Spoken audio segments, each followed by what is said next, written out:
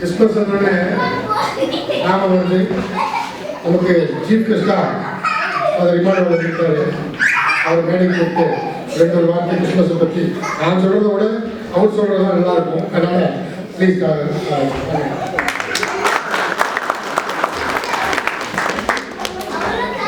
அனைவருக்கும் மாலை வணக்கம். இந்த கிறிஸ்துமஸ் பாடலோடு ஆரம்பிக்கிறேன்.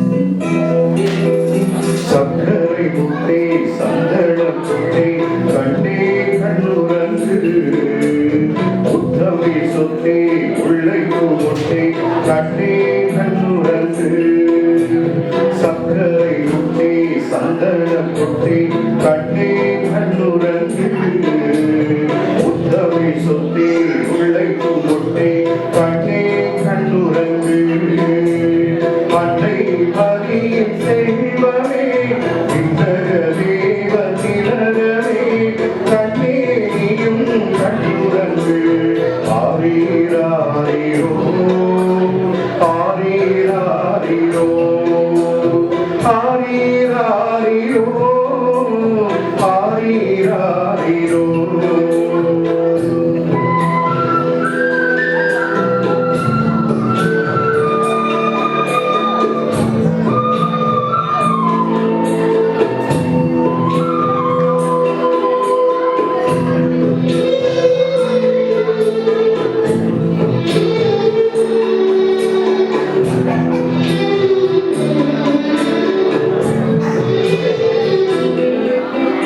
தந்தையினியும் மகிமை கண்டாய் கண்ணே கண்ணுரங்கு தந்தையின் அன்பை எமக்கு தந்தாய் கண்ணே கண்ணுரங்கு தந்தையினியும் மகிமை கண்டாய் கண்ணே கண்ணுரங்கு தந்தையின் அன்பை எமக்கு தந்தாய் கண்ணே கண்ணுரங்கு வந்தையினாய்கள் தோழமை கொண்டார் கண்ணே கண்ணுரங்கு வந்தையினாயர்கள் தோழமை கொண்டார் கண்ணே கண்ணுரங்கு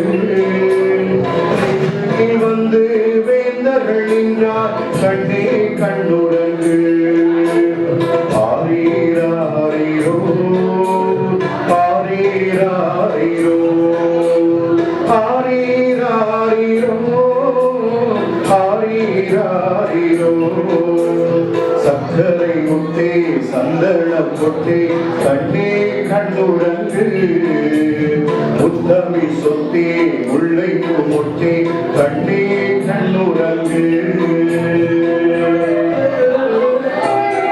போது நிறுத்துங்க.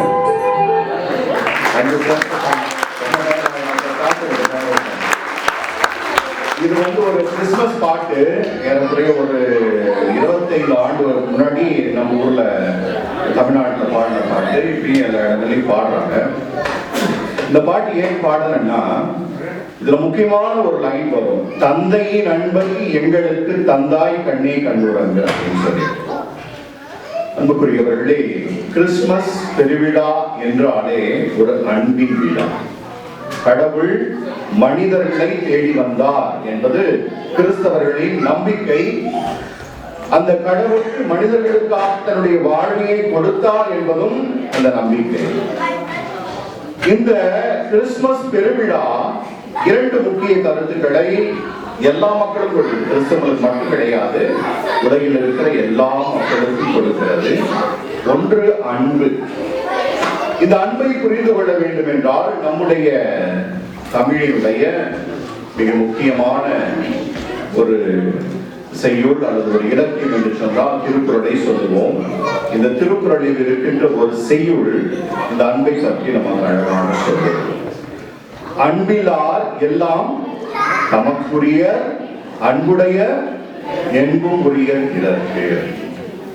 அன்பில்லாதவர்கள் என்ன செய்வாங்கன்னா எல்லாமே எனக்கு அப்படின்னு நினைப்பாங்க. யார் ஒருவரிடம் அன்பு இருக்கிறதோ அவர்கள் தன்னிடம் இருக்கின்ற எல்லாவற்றையும் பிறருக்காக கொடுப்பார்கள். இது இயேசு இந்த உலகத்துக்கு வந்த அந்த செய்தியினுடைய ஒரு அடையாளம். கடவுளா இருந்தாலும் மனிதரா வந்தார்னா எதுக்காக வந்தா? தன் அன்பை உலக மக்கள் எல்லாருக்கும் கொடுப்பதற்காக. இரண்டாவது, இந்த கிறிஸ்து பிறப்பு பெருவிழா சொல்லுகின்ற இன்னொரு முக்கியமான செய்தி அறம் என்று சொல்லலாம். திருவள்ளுவர் இந்த அறத்தை பற்றி தன்னுடைய குரலிலே அழகாக ஒரு இடத்தில் சொல்லியிருக்கிறார். மனத்துக்கண் மாசிலன் ஆதல் அனைத்தரன் ஆகுல நீரம் என்று சொல்றார். அறம் என்பது என்ன அப்படின்னா நன்மை செய்தல் அப்படின்றது நமக்கு தெரியும். ஆனால் திருவள்ளுவர் இன்னும் ஒரு படி மேலே போய் சொல்லுவார். மனதிலே மாசு இல்லாமல் எந்த ஒரு மனிதன் இருக்கின்றானோ அவன் செய்கின்ற எல்லா செயலும் அறம் என்று சொல்வார். அன்புக்குரியவர்களே, இயேசுவினுடைய பிறப்பு விழா நமக்கு சொல்லுகின்ற ஒரு முக்கியமான செய்தியும் அதான், அறம். இதற்கு ஒரு உதாரணம், கிறிஸ்துமஸ் பெருவிழாவிலே 3 ஞானிகள் வருவார்கள் இயேசு குழந்தையை பார்ப்பதற்காக. இந்த செய்தி எல்லாரும் கேள்விப்பட்டிருக்கிறோம், கீழ்த்திசை ஞானிகள் அப்படின்னு. அந்த ஞானிகள் வரும் பொழுது யார்கிட்ட வழி கேட்பாங்க? ஏரோது என்ற ஒரு அரசரிடம் வழி கேட்பாங்க. அந்த அரசர் என்ன சொல்லுவார்? நீங்க போய் பார்த்துட்டு என்கிட்ட அவரை சொல்லுங்க அப்படின்னு சொல்லுவார். நானும் போய் அவர் வழிபட வேண்டும் சொல்லுவார். ஆனா உண்மையிலே ஏரோதின் மனதில் இருந்தது உண்மையான அறம் இல்ல, அன்பு இல்ல, அந்த குழந்தையை கொள்ள வேண்டும் என்ற ஒரு எண்ணம். ஆனால் இந்த ஞானிகளிடம் இருந்தது, அவர்கள் படித்தவர்கள், கற்று தேர்ந்தவர்கள், ஞானிகள், அவர்களிடம் இருந்தது இந்த குழந்தையை எப்படியாவது பார்க்க வேண்டும் என்ற ஒரு எண்ணம், சிறந்த ஒரு அறம். அவர்களுக்குள்ள அந்த மாசு இல்லாத ஒரு எண்ணம் இருந்ததால் குழந்தையை பார்க்க வேண்டும் என்று விரும்பினார்கள். ஆனால் ஏரோது குழந்தையை கொள்ள வேண்டும் என்று தேடினார். ஏரோதுக்கு அந்த குழந்தையை பார்க்க முடிந்ததா? கடைசி வரை இல்லை. ஆனால் ஞானிகள் அந்த குழந்தையை பார்த்துவிட்டு வணங்கிவிட்டு சென்று விட்டார்கள். அன்புக்குரியவர்களே, கிறிஸ்து பிறப்பு விழா உலக மக்கள் எல்லாரும், கிறிஸ்தவர்களுக்கு மட்டுமல்ல உலகில் இருக்கிற எல்லா மக்களுக்கும் சொல்லுகின்ற 2 செய்தி, அன்பு, இன்னொன்று அறம். அன்பு என்பது தன்னலம் இல்லாமல் தன்னிடம் இருப்பதை எல்லாருக்கும் கொடுப்பது, பிறருக்காக வாழ்வது. அறம் என்பது மனதளவில் சிறிதளவும் மாசு இல்லாமல், குற்றம் இல்லாமல் இருந்து எல்லோரும் நன்றாக இருக்க வேண்டும் என்று எண்ணுவது.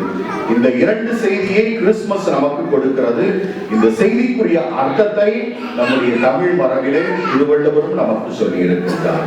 எனவே இந்த விழா, கிறிஸ்து பிறப்பு விழா, அன்பையும் அறத்தையும் சொல்லுகிறது. அன்பிற்கும் அறத்திற்கும் வள்ளுவரும் ஒரு சிறந்த உதாரணத்தை நமக்கு கொடுத்திருக்கிறார். எனவே கிறிஸ்து பிறப்பு விழாவில் ஒருவரை அன்பு செய்வோம், அறமோடு வாழ்வோம். அதுதான் உண்மையான மனித மாண்பிற்கான ஒரு வாழ்வு. அந்த வாழ்வை தான் கிறிஸ்து பிறப்பு விழா நமக்கு எடுத்துச் சொல்கிறது. எனவே இந்த வேளையில் இங்கிருக்கின்ற தமிழ் சங்க தலைவர் மற்றும் உறுப்பினர்கள் மற்றும் இங்கிருக்கின்ற அனைவருக்கும் என்னுடைய சார்பாக கிறிஸ்து பிறப்பு வாழ்த்துக்களையும் மற்றும் புத்தாண்டு வாழ்த்துக்களையும் தெரிவித்துக் கொள்கிறேன். Merry Christmas and Happy New Year. God bless you.